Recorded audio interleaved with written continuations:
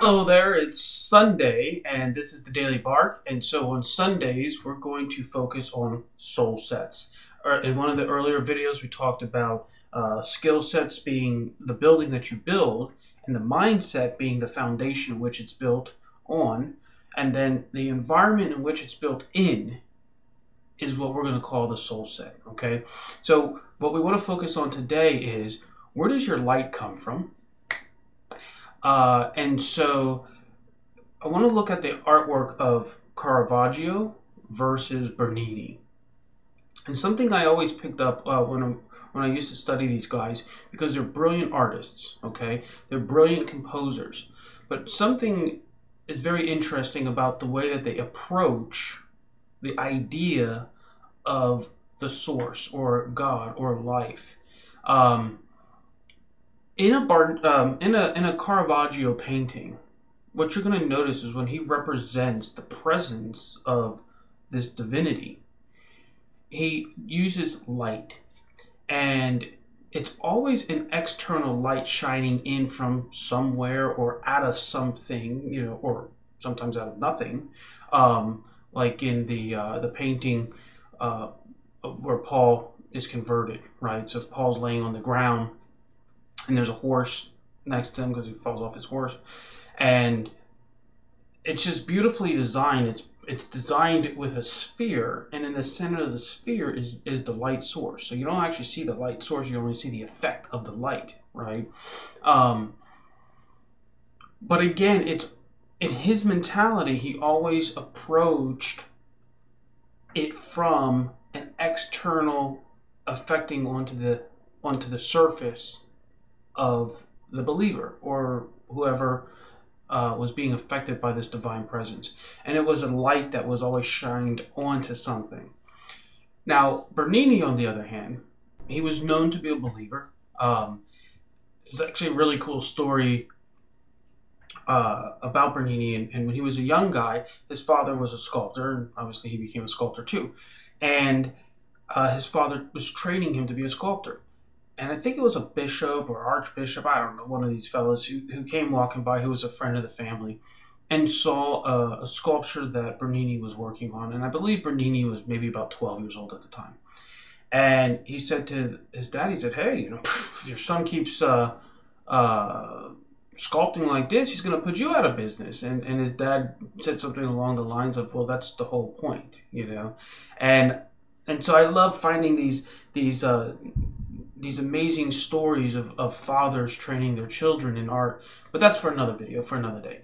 But in this case, what happened was this archbishop was impressed. He saw, I think it was a bust that the young Bernini did, and so he ended up bringing him before the Pope. And the Pope said to him, draw me a picture of what you think St. Peter would have looked like. And so Bernini did. And the Pope saw it, and at that moment, he then declared Bernini to be the artist of Rome. And from that early age, he was given access to the vaults of all the art knowledge. He was trained in architecture and sculpture and design and all these things by the Vatican, and he was given a biographer. So they understood the importance of what they were investing in. They saw something in him that was coming out, and they identified it, and then they rallied their resources around it to invest in it. And what ended up happening was basically Bernini created Rome. Okay, well, not all of Rome, but a lot of the visuals with it. So when you see this one sculpture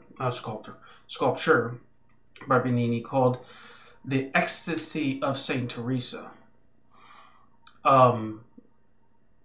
it's unbelievable. And what's cool is it looks like she's having an orgasm, which, it was said that he would use his wife for all of his models, right? Where Caravaggio, on the other hand, was known to use prostitutes.